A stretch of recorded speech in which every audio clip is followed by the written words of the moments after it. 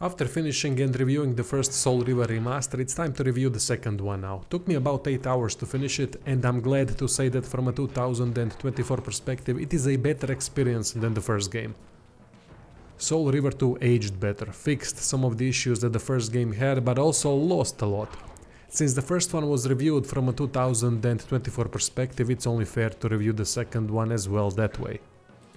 Let's talk about the remaster first, you soul-crushing bastards. Pretty much the same texture quality upgrade as the first game, but the Soul Reaver 2 base game has better textures than the first, so no surprise there. Locations, environment and enemies look better in base game and remaster compared to the first one. It's one of the reasons why the Soul Reaver 2 remaster is easier to play at this age. Remaster itself again doesn't do much more than the original game in terms of gameplay improvements, unfortunately. More gameplay polish would truly help the game, even though the original Soul Reaver 2 already polished some of the stuff compared to the first game. I've also noticed during cutscenes a weird background glitch bug and a couple other smaller bugs. Nothing major though. Thankfully it didn't crash at all, not even once. First game was frustrating due to long sections that had to be repeated after the crash. Autosave feature would help both games a lot in my opinion, but none have it in the remasters. Second game has a better saving mechanic, but autosave would be a great addition. Overall again the remaster itself is so-so, should have done more.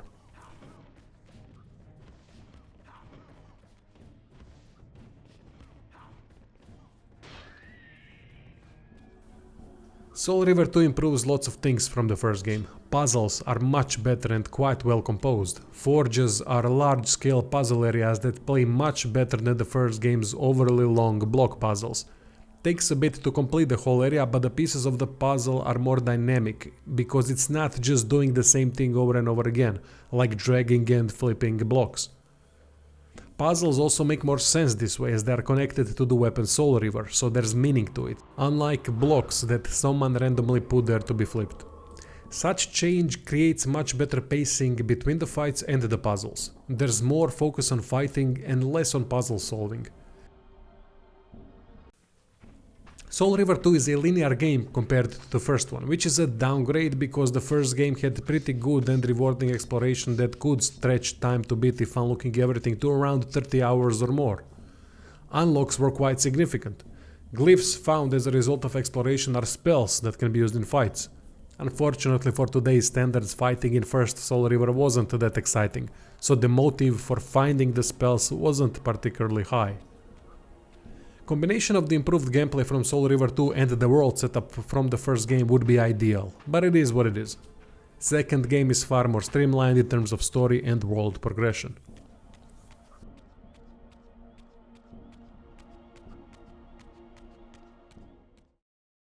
Kill mechanic is far less interesting because we don't have to set enemies on fire, throw them in the water or impale them in order for them to die. To offset that, Soul Reaver mechanic is much better. Raziel can turn it on and off at will, but if used frequently then it starts to drain Raziel's life. As mentioned before, the world setup is different from the first game. Linear progression, so no exploration and no rewards. Much better looking though, which adds to the immersion and makes the game easier to play today. There are only a few locations in Soul Reaver 2, but they are revisited through different eras, which is quite interesting.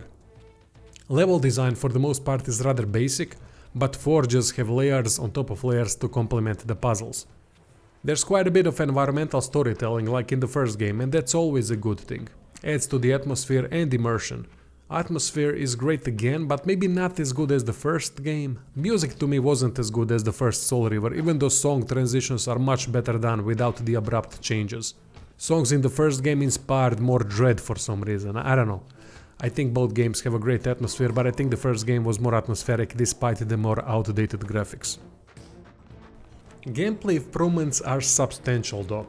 Swimming isn't an absolute nightmare anymore. Raziel is easier to control in all situations, combat has more depth, but cameras are still all over the place. They just weren't able to fix the damn camera. Combat of Soul Reaver 2 has been improved though compared to the first game, I'm glad to say. We have two sets of attacks, light and heavy, with far more attack animations and more capable enemies. One of the major gripes I had with the first game were the instant attacks from enemies, meaning no animation that could let the fight play out more naturally. Thankfully attacks now don't have instant animations, it would be a disaster otherwise. In my opinion, attacks are still too fast, especially when it comes to fighting Seraph and polearm enemies that have a very efficient arsenal of attacks, where we even have to duck below certain attacks in order to dodge. But alright, it's better at least. Dodge is also better as it is more responsive, but it would still benefit from a lot more polish as it can be quite annoying again. Using Reaver is an OP thing to do, which is why the use is limited. It's quite a good system that punishes and rewards. Punishes the player by not allowing the souls to be absorbed from the enemies killed by the Soul Reaver, so no healing. Soul Reaver absorbs the souls and overhits if used too frequently, which drains the life of Raziel. Sound effects are important in combat, and in Soul Reaver 2 those are quite mediocre. They should have done something in remasters for it. Sometimes there are no sounds when hitting enemies, sometimes there are weak ones. Soul Reaver sound effects are quite good though.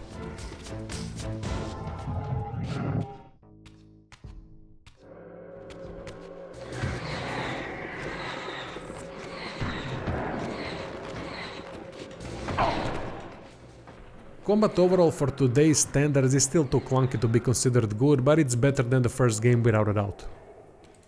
Weird thing is that there are no bosses in the second game. First game had interesting gimmick-based boss fights that are a bit rough gameplay-wise for today, but the ideas behind them are quite good.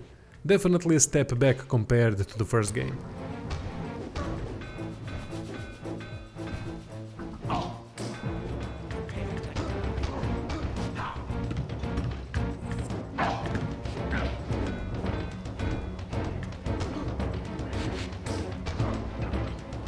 When it comes to story, lore and characters, what else is there to say? But brilliant. I despise time travel stories, and this is a rare one that intrigued me from start to finish. Fantastic power shift between the three characters with more historic figures introduced.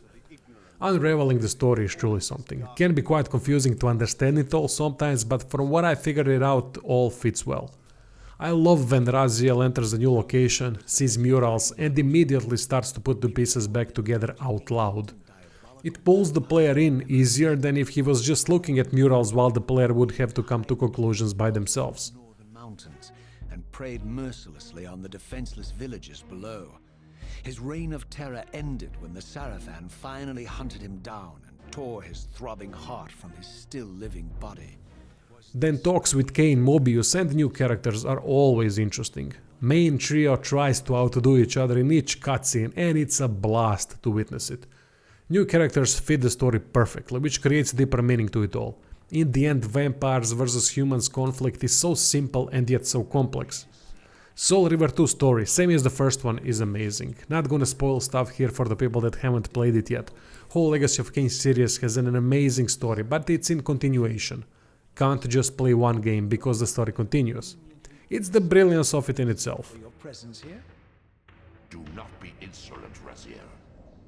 I am eternally present here and everywhere, now and always. What would be the final verdict? My stance is that the vast majority of early 3D action adventure games don't age well. Soul Reaver 1, even with the remaster, is tough to play. Soul Reaver 2, on the other hand, is a better experience from a 2024 perspective. While it goes backwards compared to the first game in some aspects like the linear world with no exploration and no bosses, it retains most of the best stuff with an improved gameplay. So Soul Reaver 2 almost became a paradox by being an early 3D game that is good even by today's standards, but history abhors a paradox, so it's a 6 out of 10 for me, which means a decent above average game by today's standards. If the combat was slightly more polished in the remaster and if there were boss fights, then it would be an easy 7 out of 10, which would mean a good game. That says a lot to be considered almost good today from that era for a 3D action adventure. Check the description for merch, Patreon, subscribe, blah blah blah, and thanks for watching.